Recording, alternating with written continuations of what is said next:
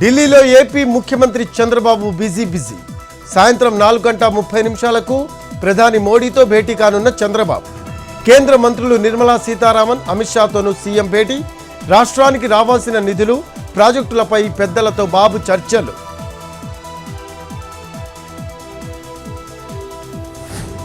ఉమ్మడి విశాఖ స్థానిక సంస్థల ఎమ్మెల్సీగా బొత్స ఏకగ్రీవం. ఎన్నికైనట్లు ప్రకటించిన ఎన్నికల సంఘం. 3 ఏళ్ల పాటు ఎమ్మెల్సీగా ఉండనున్న బొత్స.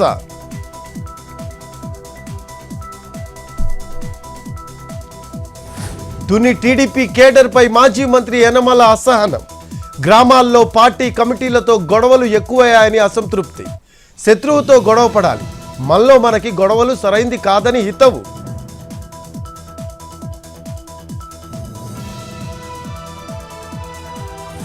తెలంగాణలో ఎల్ఆర్ఎస్ క్రమబద్ధీకరణకు ప్రభుత్వం విధి విధానాలు జారీ.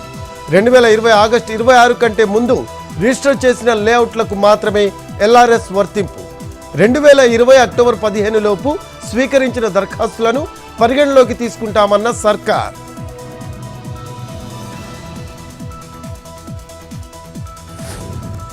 గ్రూప్ 1 మెయిన్స్ పరీక్షా సమయంలో మార్పులు.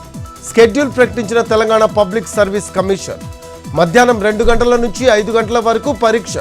హైదరాబాద్లో అక్టోబర్ 21 నుంచి 27 వరకు పరీక్షలు.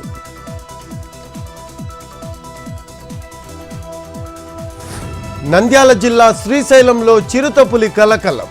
తెలుగు యూనివర్సిటీ సమీపంలో సంచారం. యూనివర్సిటీ సమీపంలోని గోడపై నడిచి వెళ్తున్న చిరుత దృశ్యాలు సెల్ ఫోన్లో చిత్రీకరించిన స్థానికులు.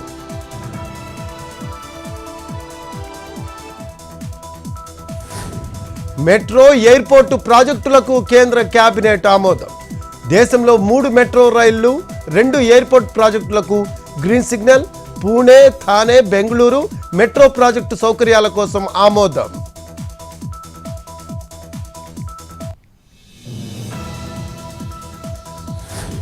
రాహుల్ గాంధీ పౌరసత్వంపై ఢిల్లీ హైకోర్టుకు సుబ్రహ్మణ్య స్వామి. తన అభ్యర్థనను పరిగణలోకి తీసుకొని పౌరసత్వాన్ని రద్దు చేయాలని విజ్ఞప్తి. వచ్చే వారం పిటిషన్ విచారణకు వచ్చే అవకాశం.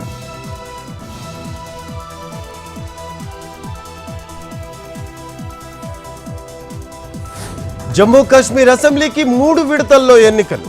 సెప్టెంబర్ 18, 25, అక్టోబర్ 1న ఎన్నికల పోలింగ్. అక్టోబర్ 4న కౌంటింగ్.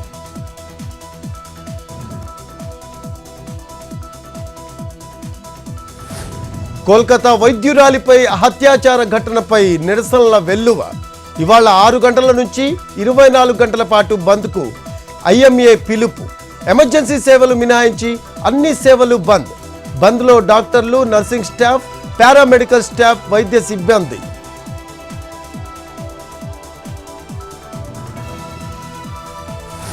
తుంగభద్ర డ్యాం 19వ గేటు స్థానంలో తొలి గేట్ ఏర్పాటు సక్సెస్. మొదటి ఎలిమెంట్ ని విజయవంతంగా అమర్చిన నిపుణులు. ఫస్ట్ ఎలిమెంట్ సక్సెస్ తో 2వ ఎలిమెంట్ ఫిక్సింగ్ కి సిద్ధం. తాత్కాలిక గేట్ నిర్మాణం పూర్తయితే మళ్లీ డ్యాం పూర్తిగా నిండుతుందని అధికారుల అంచనా.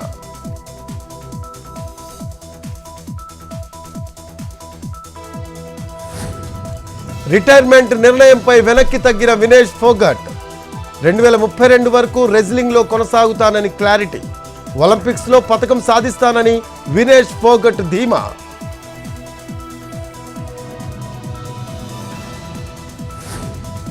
వ జాతీయ చలనచిత్ర పురస్కారాలను ప్రకటించిన కేంద్రం.